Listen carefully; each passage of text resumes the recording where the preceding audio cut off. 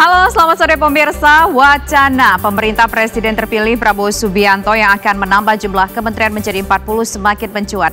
Dan hari ini, Badan Legislasi DPR mulai membahas mengenai RUU Kementerian Negara, termasuk di dalamnya merubah jumlah kementerian. Benarkah pembahasan tersebut berkaitan dengan rencana pemerintahan Prabowo yang akan menambah jumlah kementeriannya? Saya Tisa Noveni, inilah kabar pemilu selengkapnya untuk Anda.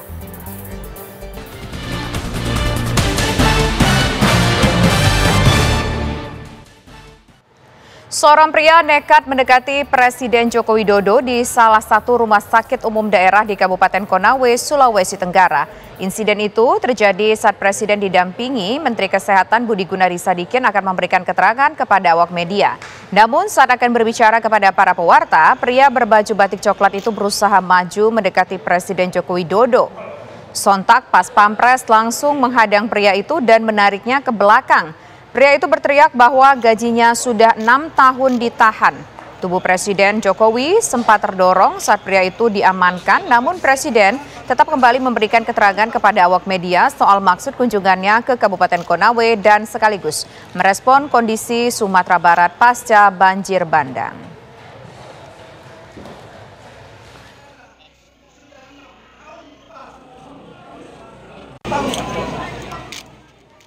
Komisi 2 DPR RI bersama penyelenggara pemilu dan pemerintah mengadakan rapat kerja untuk membahas persiapan pilkada dan evaluasi pemilu 2024. Rapat ini dipimpin oleh Ketua Komisi 2 DPR RI Ahmad Doli Kurnia pada rapat pertama terkait perancangan peraturan KPU tentang penyusunan daftar pemilih dalam pilkada dan pencalonan kepala daerah.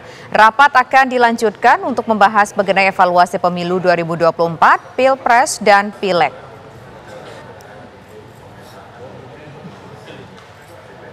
Akan kita siapkan per TPS paling banyak jutaan lain.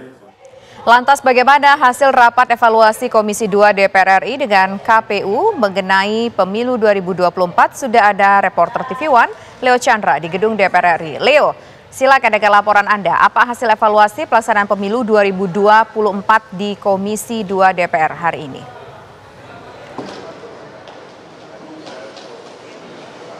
Ya, selamat siang Tisa dan juga pemirsa. Memang sampai saat ini pihak dari Komisi 2 DPR RI kemudian bersama dengan KPU dan juga Bawaslu masih melanjutkan terkait dengan rapat kerja pembahasan tentang evaluasi pemilu Pilpres 2024 dan juga Pileg 2024. Di mana memang sejak pagi tadi Komisi 2 DPR RI bersama dengan juga KPU ini melakukan rapat terkait dengan penyusunan daftar pemilih dan pemilih dalam pilkada, kemudian adanya PKPU tentang pencalonan kepala daerah, di mana tadi rapat ini dilakukan di gedung Nusantara DPR RI Kompleks Senayan Jakarta yang dimulai sejak pada pukul 10 pagi tadi, di mana ini dihadiri oleh Ketua Komisi 2 DPR RI yaitu Ahmad Doli bersama dengan Ketua KPU RI dalam hal ini Hashim Asyari bersama dengan juga Komisioner KPU Idam Holik hadir di gedung Parlemen Senayan Jakarta. Kemudian juga hadir Ketua Bawaslu Rahmat Baja bersama dengan Ketua DKPP Hedi Lugito bersama dengan Dirjen Politik dan Pemerintahan Umum Kemendagri Togab Simangunsong. Di mana rapat ini juga dilakukan secara terbuka dengan dua rapat membahas terkait dengan dua draft oleh pihak dari KPU, yaitu pertama Tisa dan juga pemirsa, yaitu peraturan pencalonan gubernur, wakil gubernur, bupati, wakil bupati, wali kota dan juga wakil wali kota, dan yang kedua ini penyusunan draft terkait dengan daftar pemilih dalam penyelenggaraan pemilihan gubernur, wakil gubernur, kemudian bupati, wakil bupati dan juga wali kota bersama dengan wakil wali kota, di mana kemudian salah satu syarat yang menjadi kepala daerah tersebut, di mana poin pertama yaitu orang tersebut akan mencalonkan sebagai kepala daerah yang sedang menduduki jabatan DPR, DPD, DPRD provinsi, kabupaten, kota, maka yang bersangkutan dalam hal ini harus mundur, wajib mundur. Dan kedua, pihak KPU juga memastikan bahwasannya pelantikan masing-masing terkait dengan DPRD dan juga DPR RI ini dijadwalkan berbeda begitu, di mana untuk tahap pilkada pendaftaran calon dilaksanakan pada tanggal 27 dan juga tanggal 29 Agustus 2024. Kemudian untuk selanjutnya penetapan pasangan calon terkait dengan kepala daerah ini akan dilakukan pada 22 September 2024 dan DPR RI sendiri ini rencananya akan dilantik pada tanggal 1 Oktober 2024. Dan informasinya lagi Tisa bahwasannya artinya pada tanggal 1 Oktober itu maka untuk anggota DPR yang masih sebagai calon terpilih, yang kemudian ini menjadi pertanyaannya adalah bagaimana dalam situasi ini kemudian disepakati untuk nantinya mendapatkan penegasan bahwa seseorang mau mengambil jalur eksekutif, maka sebagai calon kepala daerah sejak ditetapkan sebagai pasangan calon kepala daerah tanggal 22 September 2024, dalam hal ini yang bersangkutan harus mengundurkan diri dari statusnya sebagai calon terpilih. Dan kemudian karena penetapan sebagai calon terpilih itu baru menggunakan SK KPU, kemudian baik KPU pusat maupun KPU provinsi serta kabupaten kota. Dan nantinya juga Tisa, maka kemudian sebagai calon tersebut membutuhkan diri untuk dapat dilakukan perubahan SK KPU tentang calon terpilih tersebut. Dan juga nanti untuk penggantian calon terpilih menurut Undang-Undang Pemilu nantinya akan diisi oleh calon dari partai politik yang sama dari daerah pilih dengan memenuhi suara terbanyak peringkat berikutnya begitu. Dan juga jadi dalam situasi ada orang status yang sebagai calon terpilih yang kemudian ini akan ditetapkan sebagai pasangan calon kepala daerah, maka yang bersangkutan wajib mundur dari sebagai status terpilih. Dan juga berdasarkan pemilu 2024, Tisa dan juga pemirsa, bahwasannya per TPS ini akan ada sebanyak 300 pemilih, di mana untuk tidak menggabungkan desa, kelurahan ataupun sebutan lainnya, kemudian adanya pemilih ke TPS, kemudahan pemilih ke TPS, kemudian yang terakhir tidak memisahkan pemilih dalam satu keluarga pada TPS yang berbeda, dan terakhir ini terkait dengan aspek geografis yang setepat. Begitu Tisa, untuk sekarang sampai saat ini memang evaluasi terkait dengan rapat kerja antara Komisi 2 DPR RI beserta dengan Bawaslu dan juga KPU masih terus berlangsung, dan kami akan terus mengupdate ke pemirsa terkait dengan hasil evaluasi terkait dengan pemilu 2024 untuk Pilpres dan juga Pileg. Begitu Tisa, kembali ke studio. Baik, terima kasih Leo Chandra atas laporan Anda. Pemirsa, dalam rapat kerja soal evaluasi pemilu dan persiapan pilkada yang digelar oleh Komisi 2 DPR RI hari ini, muncul usulan agar praktik politik uang atau money politics dalam pemilu dilegalkan. Usulan ini datang dari anggota Komisi 2 DPR RI, fraksi PDI Perjuangan, Hugua. Menurut Hugua, money politics saat ini sudah menjadi sebuah keniscayaan. Praktik politik uang seharusnya diperbolehkan, namun tetap diatur batasannya dalam Peraturan Komisi Pemilihan Umum atau PKPU. Anggota DPR dari Dapil Sulawesi Tenggara ini menyatakan jika money politics tidak dilegalkan, maka politikus akan terus melakukan segala upaya agar bisa mengelabui pengawas pemilu. Supaya memudahkan untuk mendesain berapa jumlah TPS di alamat. Tidakkah kita pikir money politik dilegalkan aja di PKPU dengan batasan tertentu? Karena money politik ini keniscayaan ini. Kita juga tidak money politik, tidak ada yang pilih. Tidak ada yang pilih di masyarakat. Atmosfernya beda. Jadi kalau PKPU ini istilah money politik dengan kos politik ini coba dipertegas. Dan bahasanya dilegalkan saja, batas berapa. Sehingga Bawaslu juga tahu bahwa kalau money politik batas ini ya harus disemprit. Sebab kalau barang ini tidak dilegalkan, kita kuncing-kuncingan terus. Yang akan pemenang nanti ke depan adalah para saudagar. Jadi pertarungan para saudagar. Presiden Joko Widodo memanggil petinggi PSI Grace Natali ke istana. Grace Natali mengatakan bahwa ia mendapatkan tugas dari pemerintahan pemerintahan Presiden Joko Widodo. Dan berikut pemirsa pernyataan Grace Natali usai dipanggil Presiden Jokowi. Ya ada deh yang dibahas. Soal politik aja? Soal ada penugasan dari beliau. Wah. Iya. Khusus dong Mbak? Atau gimana? Ya, Mbak Grace aja? Nanti deh kalau udah bisa di-share. Saya izin dulu. Jelang perhelatan Pilkada November mendatang, DPD Golkar Jakarta gencar melakukan komunikasi politik dengan sejumlah partai untuk menjajaki peluang koalisi. Terbaru, DPD Golkar menyambangi kantor DPW Partai Keadilan Sejahtera PKS Jakarta.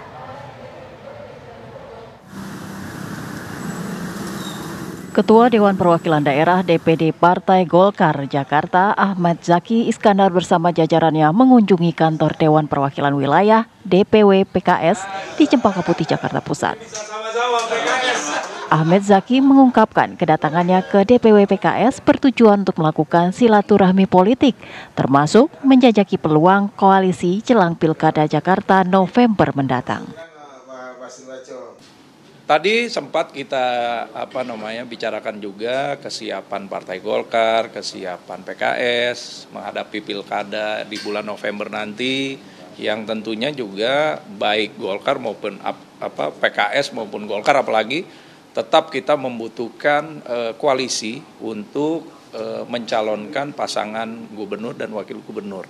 Nah, tadi kita sama-sama sepakat bahwa membangun Jakarta ini tidak bisa sendirian, harus bersama-sama. Sementara itu, Ketua DPW PKS Jakarta Khairuddin mengatakan pihaknya terbuka untuk berkoalisi dengan partai manapun dalam Pilkada Jakarta. Kendati mengaku belum membahas nama, namun Khairuddin menyampaikan bahwa PKS terbuka kepada cagup dan cawagup yang ingin maju dalam Pilkada Jakarta. Yang jelas kata kuncinya membangun Jakarta ini harus kolaborasi bersama-sama. PKS sendiri walaupun menang di Jakarta belum cukup syarat untuk bisa mengajukan calon gubernur, wakil gubernur sendiri. Jadi harus koalisi. Dan kita membuka diri untuk koalisi dengan siapapun ya bersama-sama membangun Jakarta untuk masyarakat Jakarta. Pada prinsipnya di PKS terbuka ruang untuk jadi gubernur, wakil gubernur siapa saja. Karena yang paling utama adalah dia bisa menjalankan platform kita, platform dalam proposal bernegara kita. Dalam pemilu legislatif Jakarta, PKS menempati posisi tertinggi dengan perolehan 16,68% suara. Sedangkan Golkar meraih 8,53% suara di posisi kelima. Baik Golkar maupun PKS membutuhkan mitra koalisi untuk mengusung cagup dan cawagup Jakarta pada Pilkada mendatang. Dari Jakarta, Haidar Faisal, Bayu Rustam, TV One mengabarkan.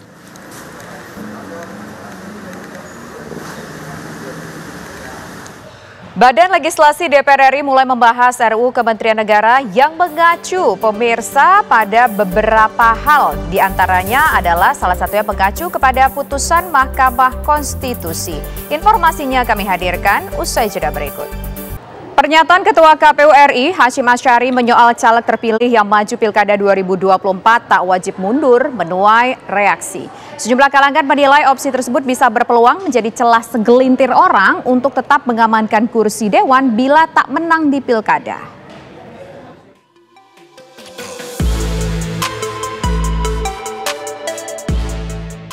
Kontestasi pemilihan kepala daerah 2024 mulai ramai diperbincangkan. Menariknya mereka yang lolos sebagai caleg terpilih dan ingin maju mencalonkan diri pada Pilkada 2024 tak berkewajiban melepas kursi dewan yang telah diraih. Ketua KPU Hasyim Asyari menyebut anggota caleg terpilih 2024 hanya perlu mundur dari jabatan jika masih menjabat sebagai anggota legislatif. Pernyataan Ketua KPU ini pun menuai respons dari berbagai kalangan. Pakar Hukum Kepemiluan Universitas Indonesia Titi Anggriani menilai hal ini bisa menjadi celah bagi segelintir orang untuk mengamankan kursi dewan saat sang caleg terpilih ikut berkontestasi di Pilkada. Nah, jangan sampai kita bermain mencari jalan keluar bagi mereka yang harusnya dilantik sebelum hari pemungutan suara, kemudian bisa menyusul untuk mengamankan kursinya kalau dia kalah pilkada begitu. Nah, ini yang kami sebut sebagai menjadi celah untuk mengamankan kursi DPR dan DPD atau DPRD bagi mereka yang tidak mau melepas kursi itu kalau mereka kalah pilkada. Dan jangan sampai KPU memfasilitasi dengan membuat aturan yang bertentangan dengan undang-undang dan putusan MK kira-kira. Kendati demikian, pakar hukum tata negara Profesor Juanda punya pandangan berbeda. Menurutnya hal tersebut wajar karena sang caleg terpilih belum menduduki jabatan apapun. Saya kira itu ada hal yang biasa dan tidak ada hal yang aneh atau tidak ada yang salah.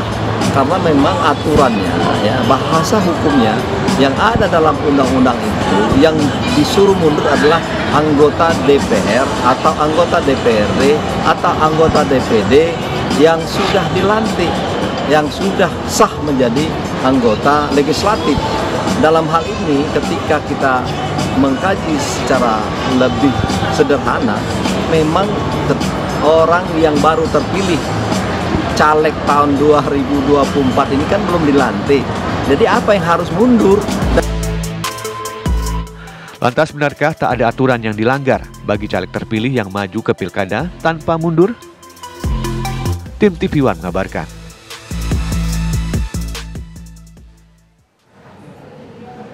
Meski masih dinamis, pemilihan Gubernur Jawa Timur disinyalir menjadi duel sengit antara Khofifah Indar Parawansa dengan PKB. Khofifah sudah mengantongi dukungan dari 4 partai besar. Sementara PKB selaku partai pemenang di Pileg Jawa Timur belum menentukan sosok yang akan diusung.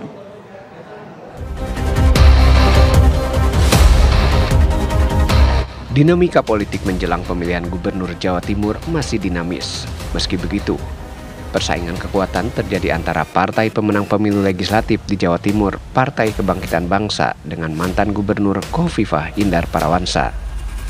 Saat ini Khofifah Indar Parawansa telah mengantongi dukungan dari sejumlah partai politik, yakni PAN, Golkar, dan Demokrat serta Gerindra, dan tidak menutup kemungkinan PDI Perjuangan juga mendukungnya. Mudah-mudahan ini bisa disepakati oleh partai pengusung. Sinyal dari PAN, kemudian kami berharap nanti Golkar dan Gerindra sama, karena yang rekomendasinya sudah dengan paket Mas Emil itu Demokrat. Ya.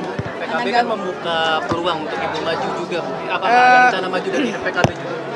Possibility ada, jadi partai menurut saya klaster 1 fix bahwa partai-partai yang ada di dalam koalisi KIM sudah memberikan dukungan, itu klaster 1. Klaster 2 adalah partai-partai yang sudah membangun komunikasi. Jadi ada PDI, ada PSI, kemudian ada P3. Itu yang sudah membangun komunikasi. Klaster ketiga ini yang belum tersambung komunikasinya. Meski mendapat dukungan dari sejumlah partai besar, bukan berarti Khofifah tidak memiliki rival. PKB sebagai partai yang memenangkan pemilu legislatif di Jawa Timur bisa menjadi lawan utama Khofifah. Potensi rivalitas dari PKB cukup kuat jika mengajukan calon lain selain Khofifah Indar Parawansa.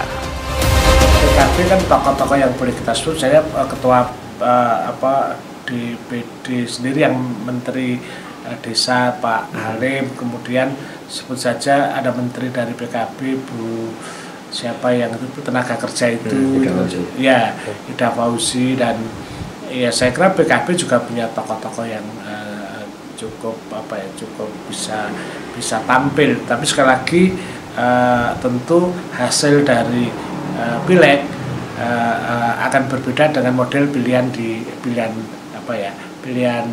perorangan, yaitu pilihan kepala daerah. Sementara itu, Ketua Umum PKB Muhaimin Iskandar mengaku terbuka untuk siapapun yang mau mendaftar lewat partainya, termasuk Khofifah Indar Parawansa. Infonya mau maju. Gus, gimana Gus? Apa sebenarnya komunikasi Gus? Kalau daftar ya kita sambut dengan baik.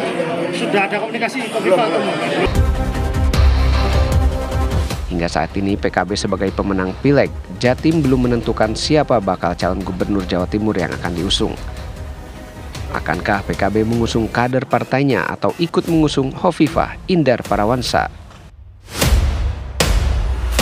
Dari Surabaya, Jawa Timur, Sandi Irwanto, TV One mengabarkan.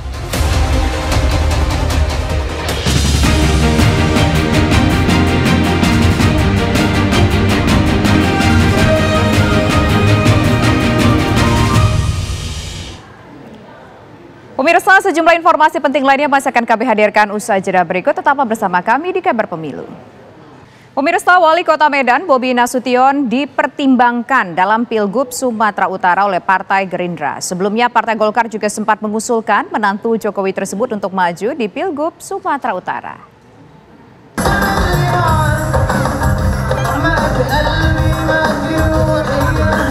Partai Gerindra mempertimbangkan nama menantu Presiden Joko Widodo yang juga Wali Kota Medan, yakni Bobi Nasution, untuk maju di pemilihan Gubernur Sumatera Utara 2024. Hal ini diungkapkan Sekretaris Jenderal DPP Partai Gerindra Ahmad Muzani.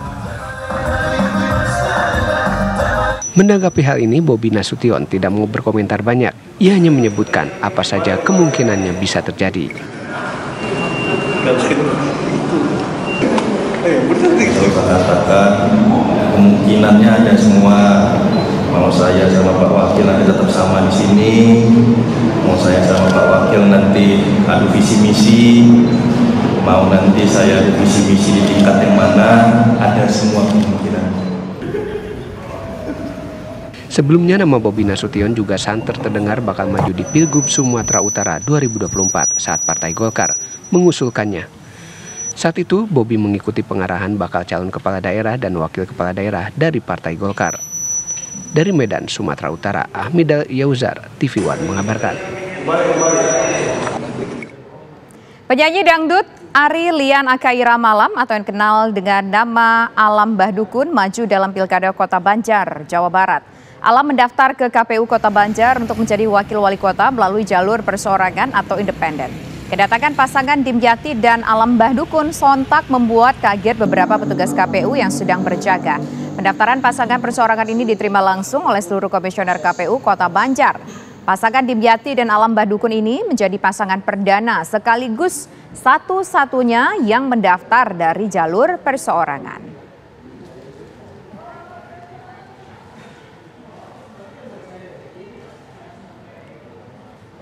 Informasi tadi menjadi informasi penutup kita pemirsa dalam kabar pemilu kali ini. Sesaat lagi Anda dapat menyaksikan program Kabar Haji. Saya Tisa Noveni, terima kasih, selamat sore, sampai jumpa.